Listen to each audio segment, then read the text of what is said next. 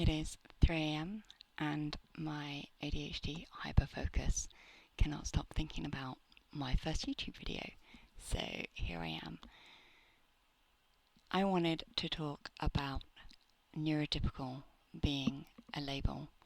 I speak to so many people and they will say, I don't know whether I want my child to be assessed or diagnosed, or myself to be assessed or diagnosed, because I don't know if I want that label or they want that label.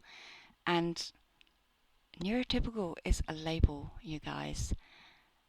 It's on our bodies somewhere. Oh wait, no, it's a metaphor. We don't actually have a physical label. And some of you aren't even going to know what neurotypical means. So I'm going to run through that quickly. Neurotypical is a weird definition because it's actually a definition of deficits. So you are neurotypical if you are deficient in autisticness, ADHD, dyslexia, dyscalculia, dyspraxia, any variation basically. If you didn't get any of that, you're neurotypical. It's okay. We don't mind the fact you don't have any variation. But this comes with expectations, and we've had a metaphor, so now we'll do an analogy. Yay, English!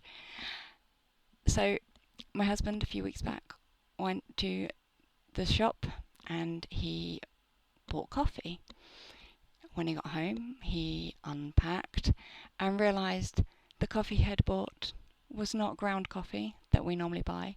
It was coffee beans. It was correctly labelled, so not a perfect analogy, but it was in with the ground coffee. The packets are exactly the same, all bar some teeny tiny words on it.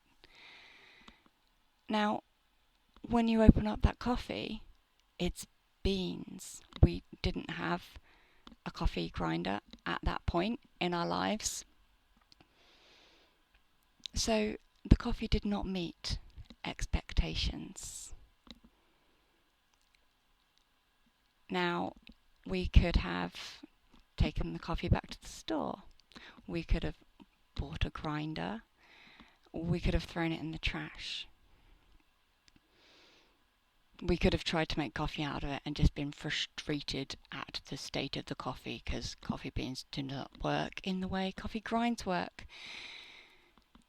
And this is the thing about labels.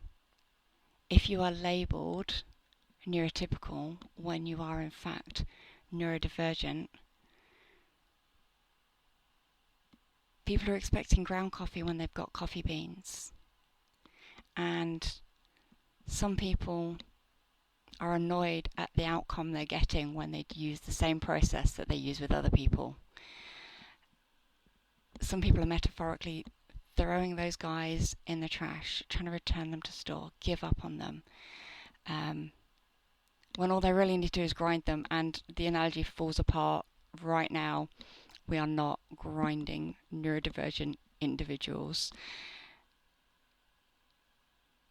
But it is about expectations, and when it's coffee, there is probably this level of like, oh my gosh, I'm such an idiot, I should have read the label.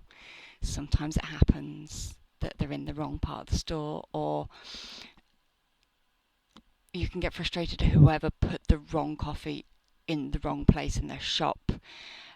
There's lots of emotions there, particularly if you're a coffee person and you've not got coffee when you really needed it. Where am I going with this? When it's coffee, you kind of blame yourself.